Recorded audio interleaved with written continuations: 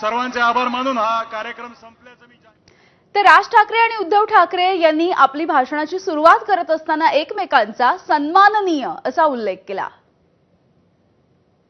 सन्माननीय उद्धव ठाकरे,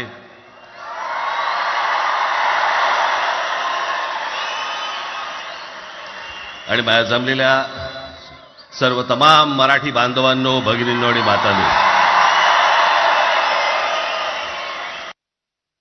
बऱ्याच वर्षांनंतर राज आणि माझी भेट व्यासपीठावरती झाली. आता पंचायत अशी आहे की त्यांनी मला सन्माननीय उद्धव ठाकरे असं बोललेलं आहे.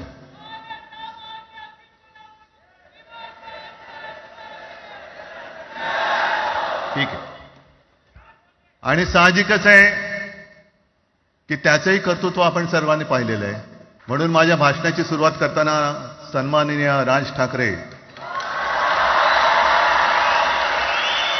आणि जमलेल्या माझ्या तमाम मराठी हिंदू बांधवांनो, भगिनींनो आणि मातांनो, तर राज ठाकरे यांनी आपल्या भाषणाच्या माध्यमातून कोणकोणते महत्त्वाचे मुद्दे मांडले आणि कोणकोणत्या मुद्द्यांवरती हे भाषण चर्चेत राहिलं पाहूयात. बाकी सगळ्या युत्या आघाड्या सगळ्या कुठच्याही गोष्टी होत राहतील. महाराष्ट्र, मराठी माणूस, मराठी भाषा याच्यावर तडजोड होणार नाही, कोणत्याही परिस्थितीत होणार नाही.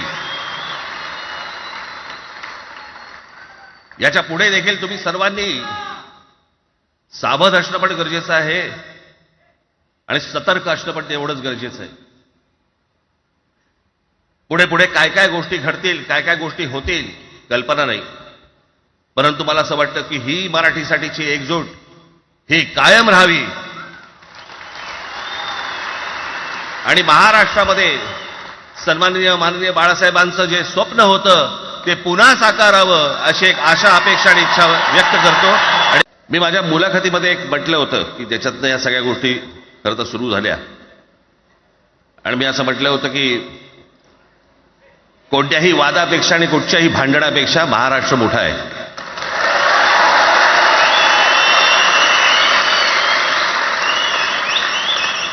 आज जवळपास 20 वर्षानंतर मी आणि उद्धव आम्ही एका व्यासपीठावरती आज येतो आहोत.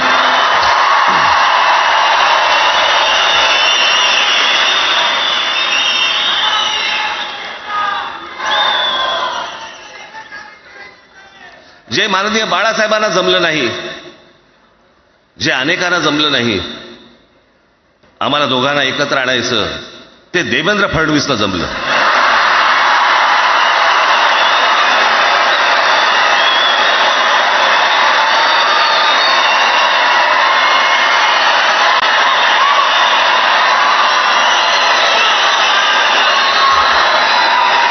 कोणाला विचारायचं नाही, शिक्षण तज्ञांना काही विचारायचं नाही, कोणाला काही विचारायचं नाही. बस आमची सत्ता आहे, आमच्याकडे बहुमत आहे, आम्ही लादणार. तुमच्या हातात सत्ता असेल ती विधान भवनात,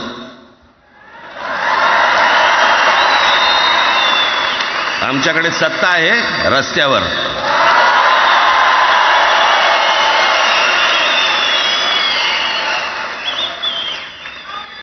आणि हे भाषेचं नवीन कुठून आणलं? त्याशी ते अमित शहा म्हणाले ज्याला इंग्रजी येतं त्याला पुढे म्हणे लाज वाटेल, म्हणे मला इंग्रजी येतं. अरे तुम्हाला नाही येत. यांनी फक्त चाचपडून पाहिलं, चाचपडून. मुंबई स्वतंत्र करता येते का याच्यासाठी अगोदर जरा थोडंसं भाषेला डिवचून बघू. महाराष्ट्र शांत राहिला तर पुढे ते पाऊल टाकू.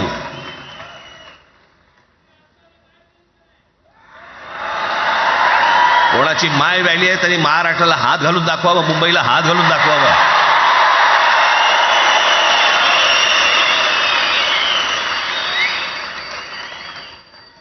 त्या मजाक वाटला काय? आम्ही शांत आहोत याचा अर्थ गांडू नाही आहोत.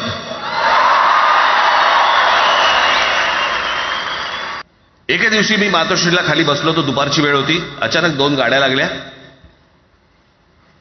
साधारणपणे 3:30-4 वगैरे वाजले असते. जरा वेळेला नाव विसरतो मी, पुण्याचं कोण जावडेकर, प्रकाश जावडेकर आणि काही मंडळी आली. मला म्हणाले, राज बाळासाहेबांना अर्जंट भेटायचंय. म्हटलं आत्ता ते भेटणार नाही, म्हटलं ती त्यांची झोपायची वेळ आहे.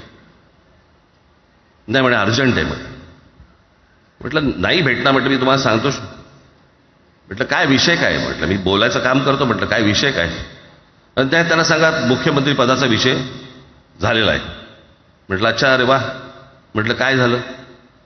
सुरेशदादा जैन यांना दोन्ही बाजूने आम्ही ठरवलंय की त्यांना मुख्यमंत्री करायचं, एवढं फक्त बाळासाहेबांना सांगायचं. ठीक. मी वर गेलो. रूममध्ये काळोख, शांतता.